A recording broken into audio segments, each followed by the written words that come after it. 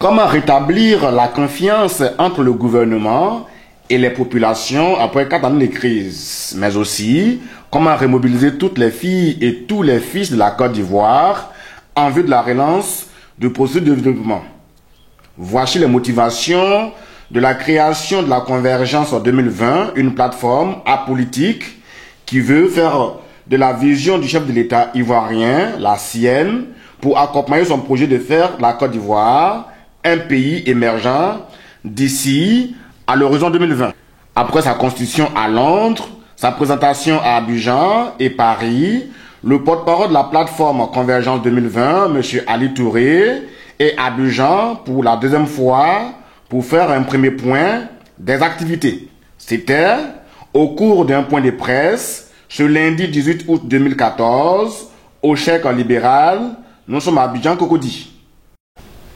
La démarche de Convergence 2020 s'inscrit dans cette plus grande logique de vulgarisation et d'appropriation de la notion d'émergence. À travers sa campagne qu'elle a initiée depuis quelques mois, Convergence 2020 veut surtout obtenir un consensus minimum autour de cette vision nationale dont les réalisations nécessitent l'implication ou la participation de tous. Notre action vise donc en premier chef à éviter la résurgence des conflits à travers l'engagement de tous les enfants de ce pays, à reconnaître notre communauté de destin et à réaffirmer notre ferme volonté de vivre ensemble. Je suis Marcel Delignon du quotidien LG Info. Quotidien LG Info. Conférencier a un peu parlé de l'avènement d'une Côte d'Ivoire émergente. Je voulais savoir si en matière, il y a déjà épilogué sur les obstacles à cette émergence, finalement, si nous les énumérer et comment il compte remédier à ces obstacles. Africa TV. Philippe Point. Ma question est en rapport avec les activités de l'ambassadeur Réali. On aura appris qu'il est ambassadeur, certes, mais aussi représentant des produits de base à Londres. Quel est le rapport entre votre fonction et cette nouvelle activité que vous utilisez? Première question. Deuxième question, effectivement, je vais revenir sur votre conférence qui a eu à Paris, à laquelle j'ai participé. On a vu, en tout cas, à vos côtés, les beaux barreaux qu'on a dit votre maître de cérémonie. Pourquoi cette démarche-là, alors que beaucoup disent qu'il n'y a pas aujourd'hui question de discuter des beaux barreaux, c'est des prémices, ou que aussi important de saluer un coup Ouattara, le père de l'hôtel de presse. Vous foncez tout droit dans le milieu. Qu'est-ce qui motive cette démarche-là? Merci. Journaliste, le correspondant de la Voix de l'Amérique de la Côte d'Ivoire. Excellence, vous avez parlé du consensus national. Vous avez dit aussi que vous voulez éviter la réapparition des conflits. Qu'est-ce que vous faites concrètement pour y arriver? Qu'est-ce qui a été fait depuis la création de Convergence pour arriver à ce genre de sujet que vous présentez en grand trait? Je voudrais remercier tous ceux qui ont posé des questions. Je vais commencer par LG Info. Je suis un peu surpris de la question de LG Info. En même temps, je ne suis pas très surpris. Moi, je ne vais pas parler d'obstacle. Je dis que nous sortions d'une crise grave et que, eu égard à la vision du président Ouattara relative à l'émergence en 2020, nous avons souhaité que c'était important que les enfants de ce pays-là convergent vers l'émergence. Bien entendu, ce sont les gens de l'autre côté qui m'ont parlé d'obstacles, non moi. Et quand ils sont venus vers moi, je leur ai dit quels sont les obstacles. Nous avions identifié les obstacles, nous avons travaillé sur les obstacles. Donc moi, je ne vois pas d'obstacle à ce que les Ivoiriens convergent vers l'émergence. Au contraire, j'appelle les Ivoiriens de différentes confessions religieuses, de différentes ethnies, de différents partis politiques. Je suis même allé plus loin. J'ai vu au Pro Babo à Paris. En 2015, chacun n'a qu'à aller voter son candidat. Je ne cherche pas des militants qui viennent voter pour M. Ouattara. Je suis pour la terre de la race de mon travail. Mon travail, c'est pas ça. Mon travail, ce n'est pas de chercher des pro-Ouattara ou des pro-Babo ou des pro-Soro. Non, non. Mon travail, c'est de mettre une plateforme pour que les Ivoiriens se parlent. Et je vais aller plus loin. Et je le dis à Paris, à Abel. Il faut qu'on évite ce genre de comportement pour ne pas qu'en 2020, nous réglions les contentieux de 2010. Parce que c'est ce qui va se passer. C'est pour ça qu'il faut qu'on se parle. Si le président Ouattara est en train de se battre pour nous donner une meilleure Côte d'Ivoire, il ne faut pas qu'on gâche cette meilleure Côte d'Ivoire en 2020 parce qu'on n'aura pas eu le courage de régler les problèmes en 2010. C'est tout. C'est rien d'autre. Moi, je ne vois pas d'obstacle. Tous ceux qui n'aiment pas Bédier ne vont pas me dire demain qu'ils ne vont pas prendre le pont Henri Konan Bédier pour aller de l'autre côté de la lumière. Si le président Ouattara construit une école à Alassane Ouattara à Ouagayo, je ne connais pas Bédier qui va dire qu'il va pas à l'école, mais c'est lui qui fait. Le collège est là.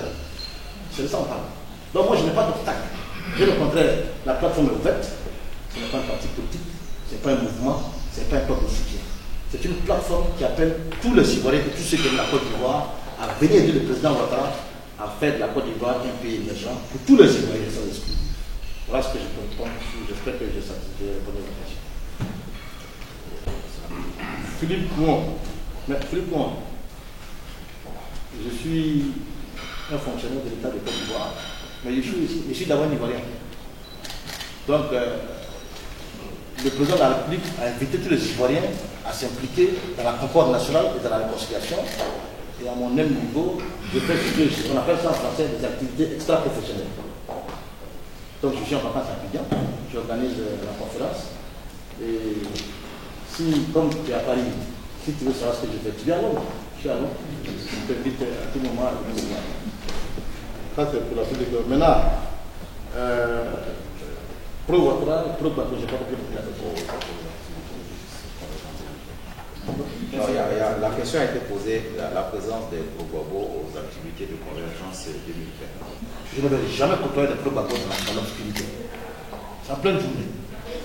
Je suis un enfant de Gaulois. 90% de mes amis sont des côtés, c'est des pro-Gbagbo. Donc je ne peux pas les côtoyer dans l'obscurité.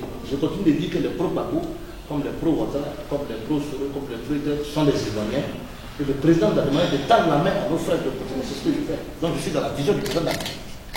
Alors, ça peut peut-être gêner, mais moi ça ne me gêne pas. Je pense que c'est bon pour la Côte d'Ivoire, je pense que c'est bon pour le président Ouattara, donc je continue de faire. Un pro-Gbagbo qui accepte ma main tendue, tant mieux. S'il n'accepte pas, je continue de lui tendre la main, d'y vivre ensemble. Bon, il y a un pro-Gbagbo que j'ai appelé hier, pour lui dire, viens, il m'a dit, vivre ensemble dans la fin. Il dit, bon, viens me voir. Vivre ensemble, là, c'est pas de la fête. Voilà. Donc vraiment, je n'ai pas de problème. Partout où il y aura des pro-Gbagbo qui ne voudront pas participer à l'effort de reconstruction pour l'émergence, je serai à leur côté pour leur parler, on se parlera comme on se parle d'habitude et nous sommes des étudiants, nous continuons le dialogue. C'est vrai que ce n'est pas facile, parce que nous avons des revendications que je trouve légitimes et puis il y en a que je trouve illégitimes, je le leur dis.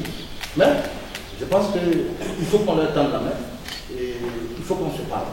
La politique c'est une affaire de génération. Et moi, je tendrai la main à tous ceux qui sont ivoiriens et qui aiment la Côte d'Ivoire et qui veulent bien accompagner le gouvernement dans le fort. Voilà un peu pour la réponse de M. Philippe. Moi, je suis en d'État. Action concrète. La plateforme n'est pas une structure de réconciliation. C'est une structure de rassemblement qui permet aux Ivoiriens de se parler. Je vous donne un exemple très concret. M. Abel Naki, qui est le président du CRI panafricain, est un résistant pro-Gbagbo non négociable et radical. C'est défini comme je vous le dis. Pendant 3 ans, il a passé son temps sur les médias nationaux et internationaux à dire que M. Ouattara n'est pas le président de la Côte d'Ivoire. Et il y a 2 semaines, il a fait une interview que vous pouvez voir sur les sites pro-Gbagbo où il a dit qu'il veut rencontrer M. Ouattara, il veut discuter avec le président de la République. Mais nous allons faire un bref. J'ai dit à M. Abel Naki, il faut que toi et moi fasse une conférence, il faut que tu reconnaisses que c'est M. Ouattara qui est président de ce pays. Maintenant, il a dit qu'il a 2 choix. Ou il reconnaît que le président Ouattara est président de ce pays, alors on discute. Ou il pense qu'il y a un autre président, il faut qu'il aille le voir. C'est pas compliqué. Donc, il y a beaucoup de gens qui sont à Paris et à Londres, qui avaient des positions radicales, qui sont toujours dans leur élément pro-Gbagbo, que je respecte, qui sont toujours FPI, mais qui sont d'accord maintenant que chaque jour à 30 ans, on a fini de malade, maintenant il faut qu'on se parle. Donc voilà des actions comme on fait des actions à Londres, on fait à Bruxelles, puis pour M. Fouba. Ici, vraiment, je vais aller aux États-Unis, après au Canada, pour demander aux Ivoiriens de sortir de la belligérance. De sortir de la belligérance. Ouattara est président de ce pays-là, il n'y a pas de débat. Quand j'appelle Macky, il m'a dit, bon, qui a gagné les élections? Il fait ce débat-là seul. Ça, c'est plus un débat. Nous sommes en fin de mandat, j'aime le mandat, qui a gagné les élections. C'est pas un débat. Il y a des débats que nous, en tout cas, on ne fait pas. Non. Je lui ai dit, mais même si on dit que c'est pas qui gagne les élections, et puis il y a pas, qu'est-ce qu'il a fait? Rien fait. Donc, vraiment, je dis, avec les peuples en France, ça se passe très bien. Et le patron de la convergence en France, c'était un peu bateau. Que j'espère avoir au téléphone d'ici la fin de la conférence et qui vous parle. C'est un peu bateau qui est le président de la convergence en France. C'est même pas un cas de guerrier. Mon chargé de communication, c'est un pro-babo, du Soubré. Ma vice-présidente de la communication, c'est une pro-babotte, elle est des Guiberois. Non, je dis, moi, j'ai pas de problème. Et Philippe, voilà, c'est pas caché. Je l'ai dit, vous êtes pro-babo, c'est comme pro-babo. Moi, je vous demande de venir travailler pour la Côte d'Ivoire, à aider le président Ouattara. Moi, je dis, nous sommes des républicains, nous sommes d'accord. Mais chaque mois, dans mon entourage, il n'y a pas de RDR. Enfin, pour le moment. Pour le moment, il n'y a pas de RDR. Outre la presse nationale et internationale, la rencontre a été rehaussée par la présence et la contribution d'imminentes personnalités politiques et du monde du showbiz. J'ai entendu certains de mes frères, j'ai entendu les conférenciers. Je voudrais d'abord les remercier et les féliciter pour l'initiative, parce que j'ai entendu des choses qui m'ont fait plaisir, qui m'ont fait chaud au cœur. Dans un premier temps, il a dit que ce n'est pas un parti politique, ce n'est pas un mouvement. C'est une vision à travers laquelle on appelle tous les fils et toutes les filles de ce pays se donner la main, travailler ensemble dans l'intérêt commun de notre cause commune, la Côte d'Ivoire. Je crois que c'est une très belle initiative qu'il faut encourager. Cependant, j'ai quelques questionnements par rapport à cette vision. D'une part, moi j'ai eu la chance, j'ai le privilège, c'est que je crois que je connais assez la Côte d'Ivoire. À travers les émissions, j'ai eu l'occasion de faire tout la Côte d'Ivoire, du nord, du sud, de l'est, à l'ouest, du centre, partout. Je ne suis pas un personnage anonyme non plus en Côte d'Ivoire. Au cours de ces déplacements, j'ai rencontré beaucoup d'Ivoiriens de toutes couches sociales. J'ai discuté avec eux. Mais je me suis rendu compte de quelque chose, et permettez-moi que je le dise, parce que moi je ne suis pas un fou fuyant, je ne suis pas un politicien. Mais j'ai comme l'impression que le peuple ivoirien n'est pas déçu.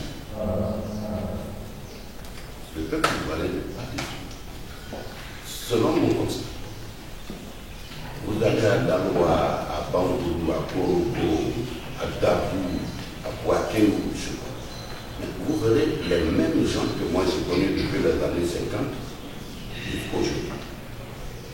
Ceux qui vivent, ou leurs enfants ou leurs petits-enfants, ils sont toujours ensemble, ils continuent à manger ensemble, ils jouent ensemble, ils vivent ensemble. Cette division, prétendue division du peuple ivoirien, ne se trouve que dans la tête de nos politiciens. Des problèmes entre Alassane, Bétier, Bako et Soro, etc. Alors, je me suis dit, parce que je vous ai entendu dire plusieurs fois ici, on a fait un truc à Londres, on a fait un truc à Paris, maintenant à Abidjan. Je voudrais vous demander, est-ce que vous n'avez pas l'intention de vous l'avez déjà fait? Pourquoi ne pas étendre vos actions au lieu de les limiter à des invités comme nous à l'intérieur du pays? Parce que je ne vois pas des élus locaux ici, les maires, les députés qui sont les représentants du peuple. Parce qu'à nous seuls ici, nous ne pouvons pas bâtir la Côte d'Ivoire, même si nous nous entendons comme de la roi en foi. On ne peut pas à nous seuls ici. Il faut absolument le peuple. Et comme je dis, le peuple n'est pas désuni. Je pense qu'en allant vers ce peuple, vous facilitez la tâche.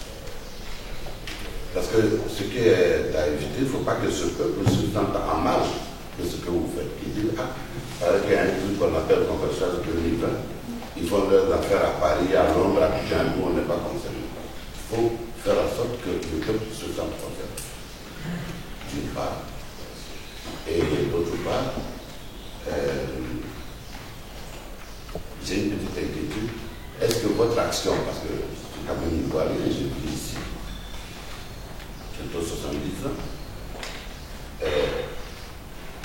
est-ce que vous ne pensez pas que votre action pourrait empiéter un peu sur le bord du tapis rouge de la CNDR? Parce qu'à y penser, on a comme l'impression que vous avez la même mission. Rassembler le peuple ivoirien dans l'intérêt de la politique. Je vous remercie. La presse ici présente.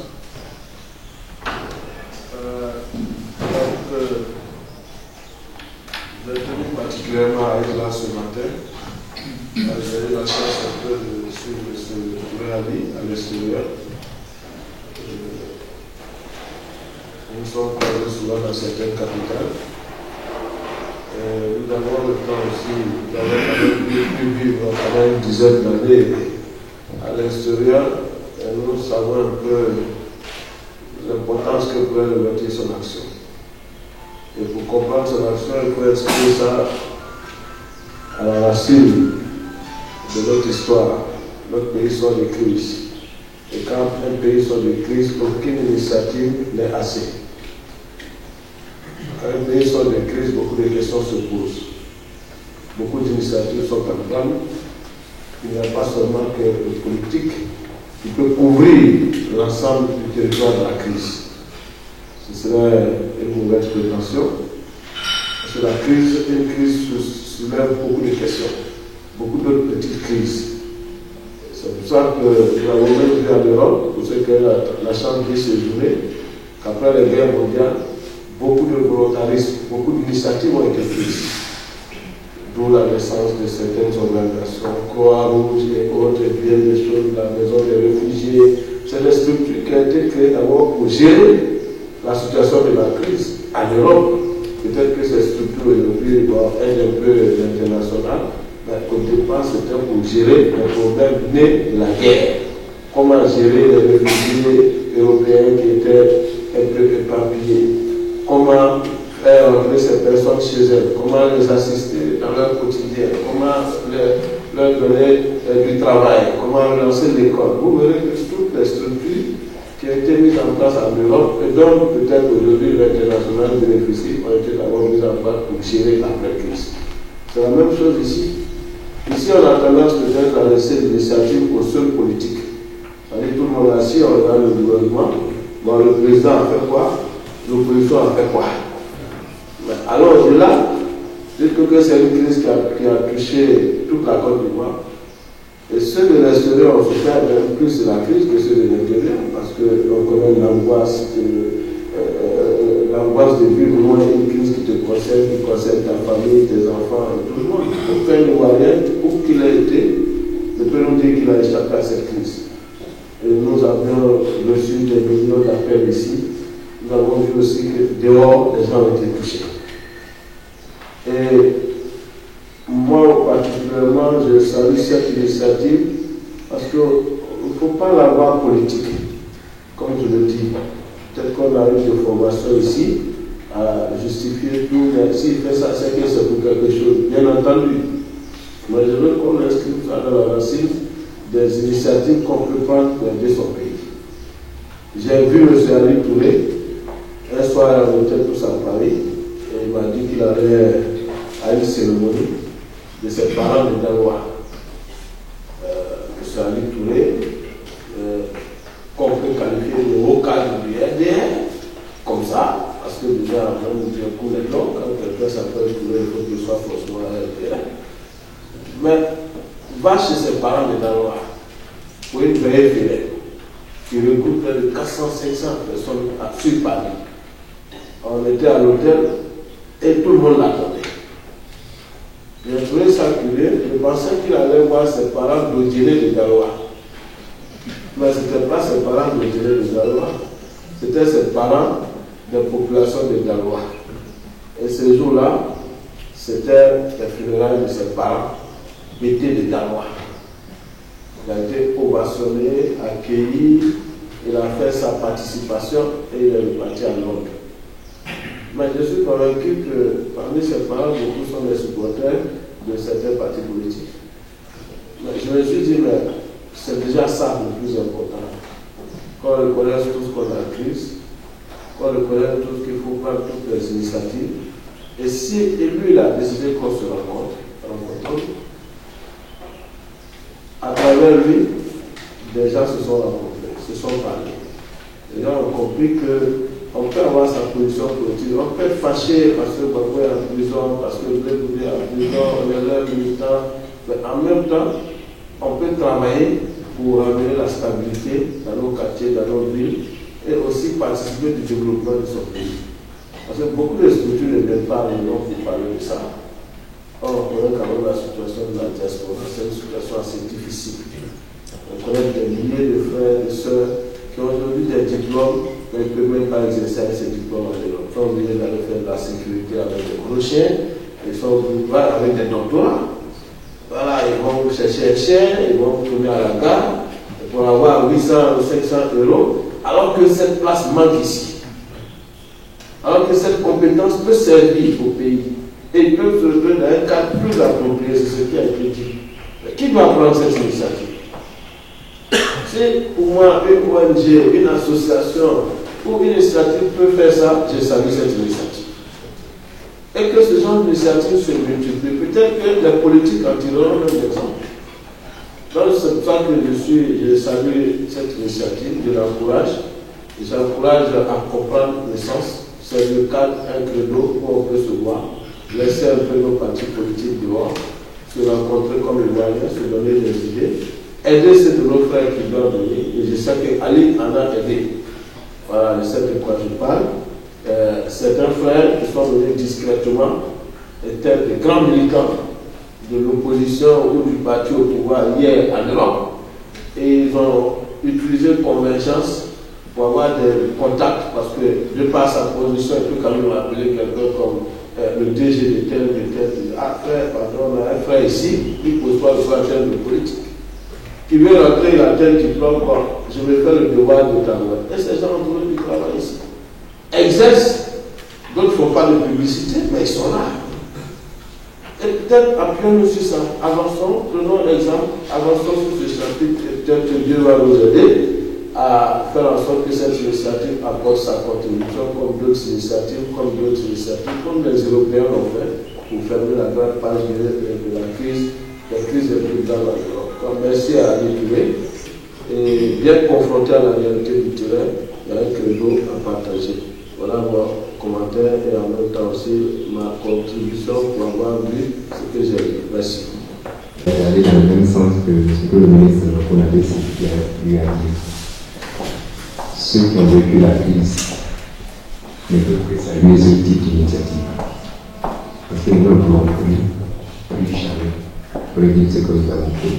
Donc toute initiative qui va dans le sens du rapprochement des Ivoiriens, quelle que soit leur présence politique, religieuse ou ethnique, ce sont des initiatives qui méritent d'être saluées. Et si je suis venu, c'est d'abord pour saluer cette initiative qui est à côté de mon ami. Parce que cette idée ne va droit au cœur. Je voudrais vous demander la permission parce que nous avons quelques obligations politiques à traverser. C'est sur un air bien connu de l'artiste musicien Justin Stanislas que la conférence a pris fin. Vous avez connu une chanson qui m'a lancé jusque-là. Tout le monde la connaît.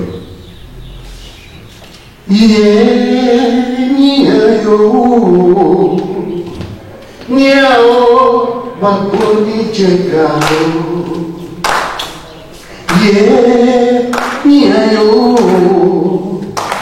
Niao Baponi Chekao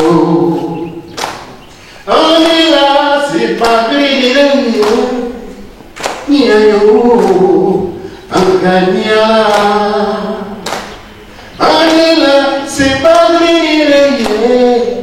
Niao Daniela